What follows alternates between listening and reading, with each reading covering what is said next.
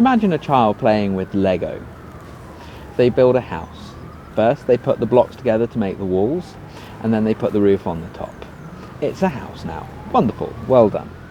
However, as much as they enjoyed the experience, what they've done is probably not going to prove to be a very useful experience if they want to become an architect or civil engineer. Because you see, in the real world, you can't just build the walls and put the roof on top without any help. You need what they've got over there on that building.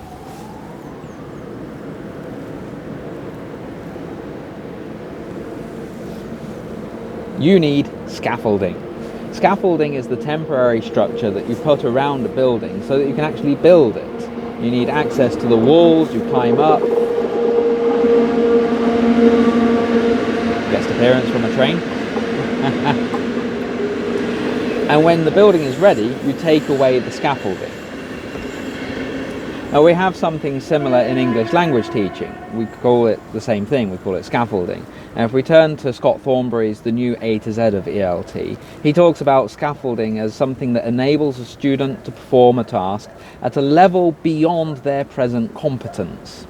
So this suggests language learning is in some way collaborative, that you need the help of a more experienced or more knowledgeable other to help structure your building knowledge, your developing knowledge. Thornbury outlines a number of ways in which scaffolding can work. For example, by activating the learner's interest in a task, you provide scaffolding. Students with an interest in the task are more likely to be motivated to approach it and to do it well. You can also simplify a task. If a task is beyond the competence of the student and it's too far beyond, then it's unachievable and the student will not succeed with doing it. This is a point made by Daloiso in her Supporting Learners with Dyslexia in the ELT classroom. Simplifying a task is a great way to help students with learning differences, and it's not so much about making it basic, it's about making it more achievable. So for example, in a reading task, helping the students find the information that they need and showing them the skills with which to do that. That links back into Thornbury's typology, which includes providing feedback to students so that they can have something to reflect on.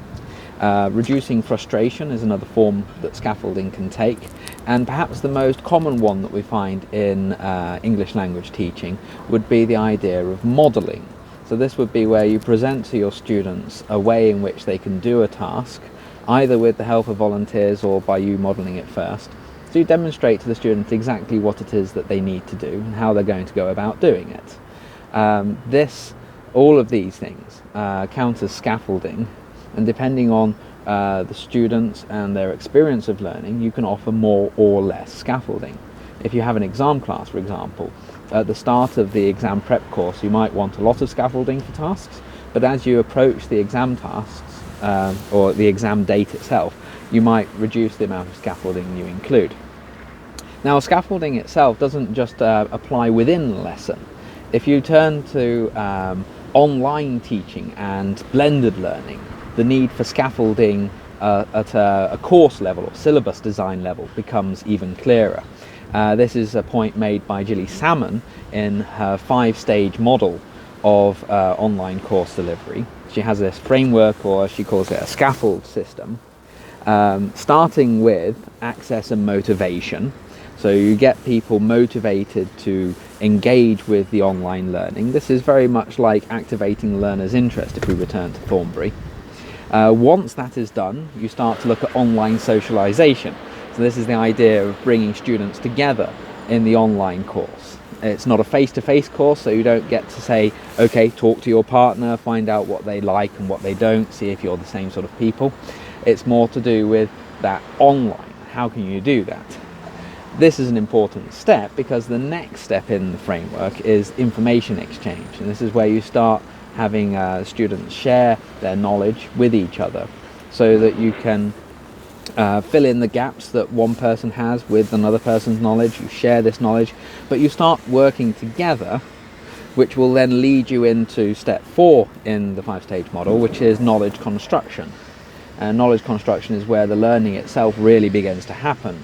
So notice you need those first 3 stages with online course content before you can really achieve knowledge construction in the online space, because you need to lay the foundations, you need to set up all the frameworks for what's going to follow.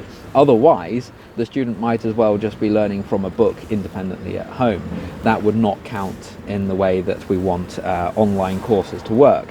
And then finally, step 5 in the 5-stage model would be development, and this is the synthesis of new ideas, getting people to work together and producing something, either new knowledge or whatever it is that the aim of the course actually is.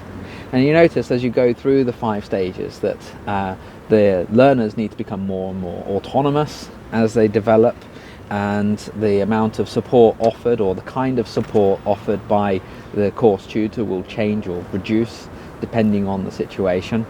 I think that this framework is very important in the sense that if you miss any of the steps, the goals of the online course might not be met.